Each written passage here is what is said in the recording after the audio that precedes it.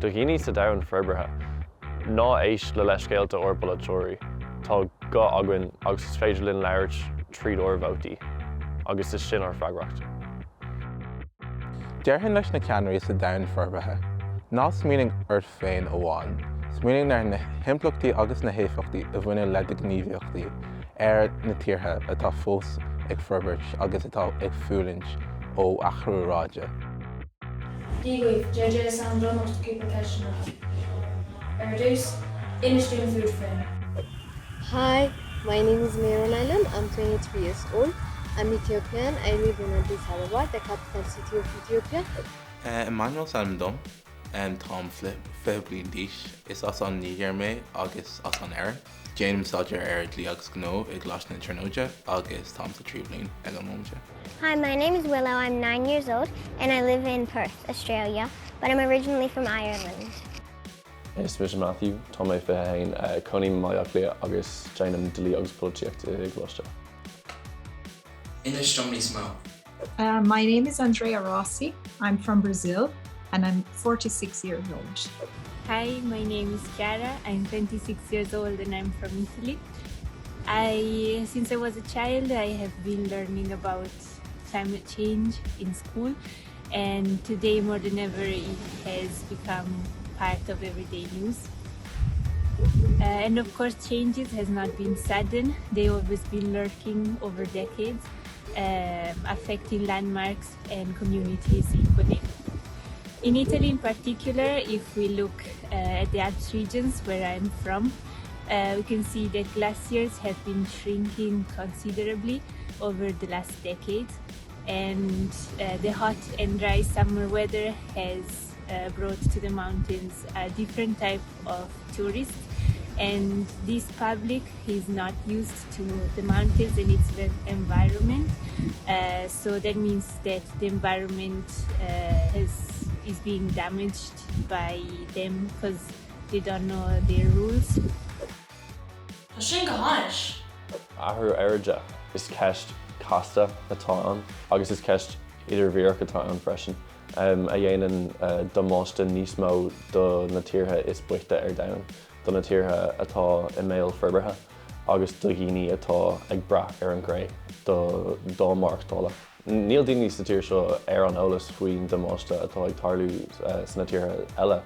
Is tí an páirsa is táchtaí sa ceist seo sa ceist ahruráide ná Greta Thunberg duine as an Europe, agus éisian daoine léinn ar táistí ag labhairt faoin taithí mar gine Europach, agus ní hééis sin an rud is táchtaí ó thaobh na ceiste seo.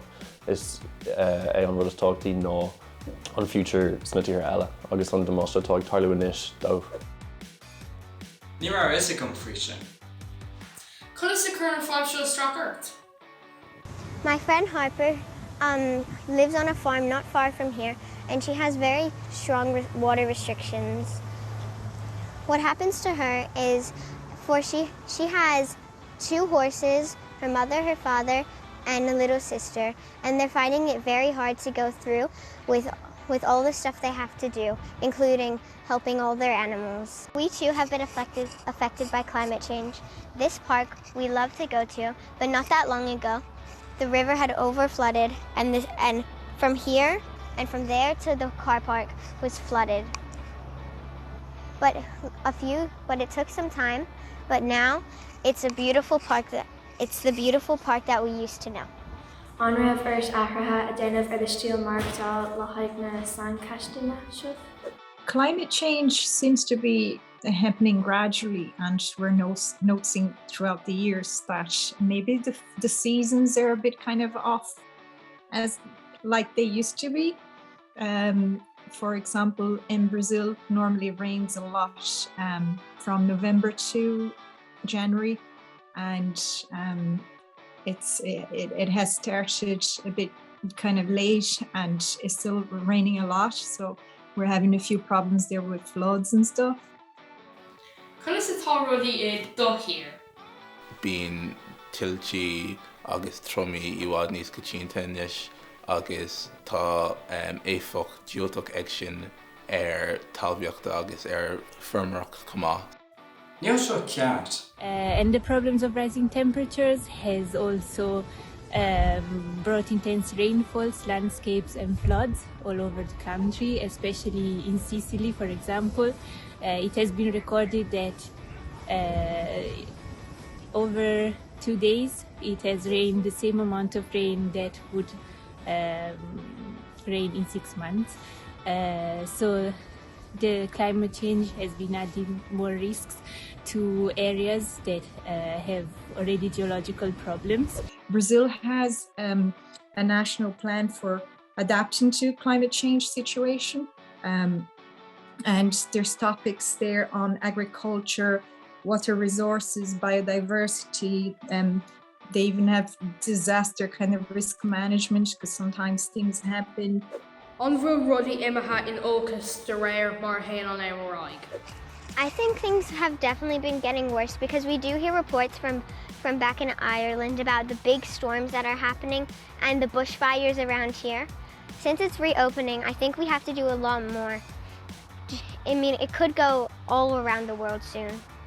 Ceapan go bhfuil sé ag don ógus éifeacht an athraráide mar go bhfuil seochtaí gardú agus tá níos mó agus níos mó cuimhlintí ag éirí as an athraráide chumá bíonn tríd agus cuimhlintí idir herdsman agus tá sé sin nas go ddíreach leis an athraráide mar go bhfuil daoine tríd faoi talmhaíocht agus fearmarcht agus rudí mar sin. Samú rudí níos measa anois? Níl rudí ag dul ach in Ógras leis an gceist seo. Fuair tá níos mó tinse gach bliain, tá níos mó tiltte gach bliain, agus ní anmh anois a bhíonn tabáiste na dótha a bhaineann leis athraráide níos mó.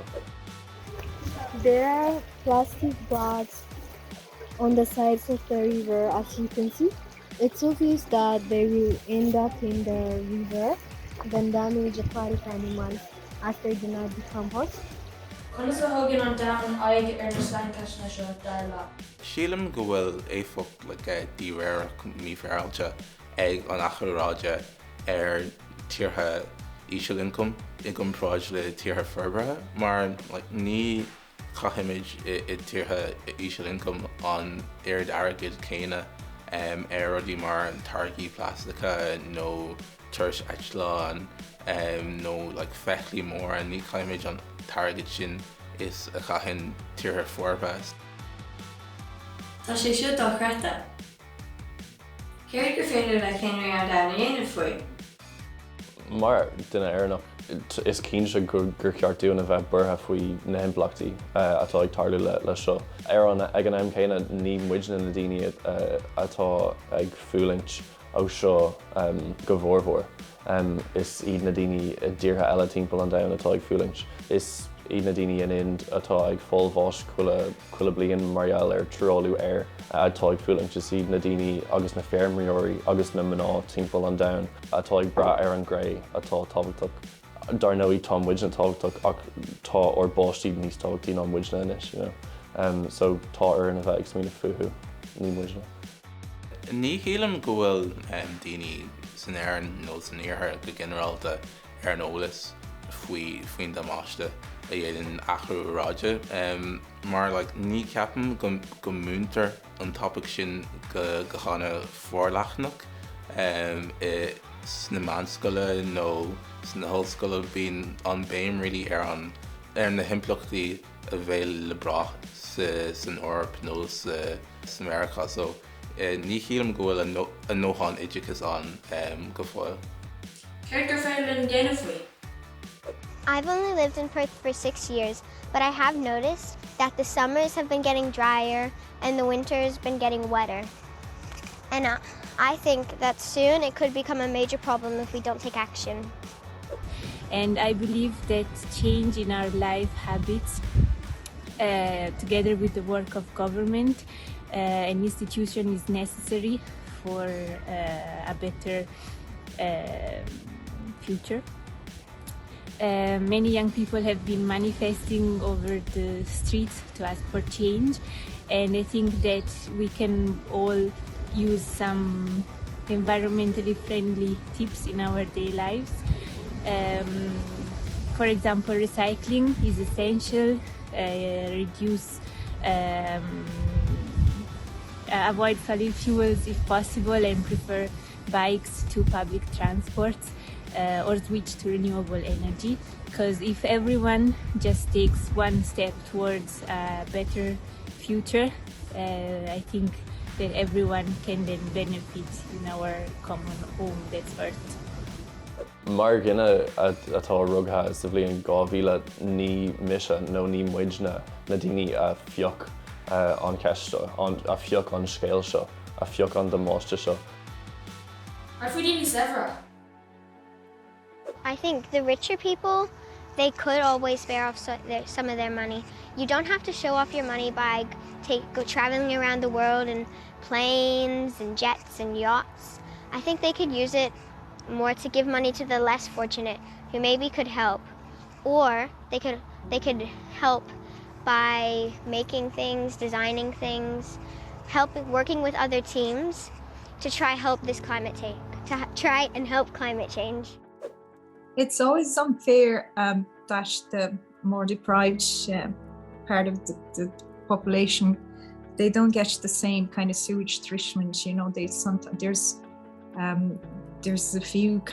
a lot of kind of social differences still. So some people live in communities and slums and stuff, and they don't have the same sewage treatment as people living in other areas. So they'll be more exposed to diseases and stuff, for that matter, if there's a lot of dirty water being accumulated around them. So it is a big problem, and is very unjust. I think this country does contribute to climate change because there's been a lot more cars on the road than needed. Sometimes people will have 5-minute drives, but really they could just take a 10-minute walk or ride. I just think that maybe we could do some more to help. I think they're aware of what's happening.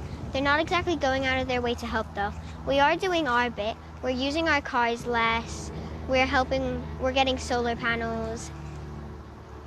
Although Bristol in England, they have made a poop-powered bus, and there are many other countries who are doing stuff to help.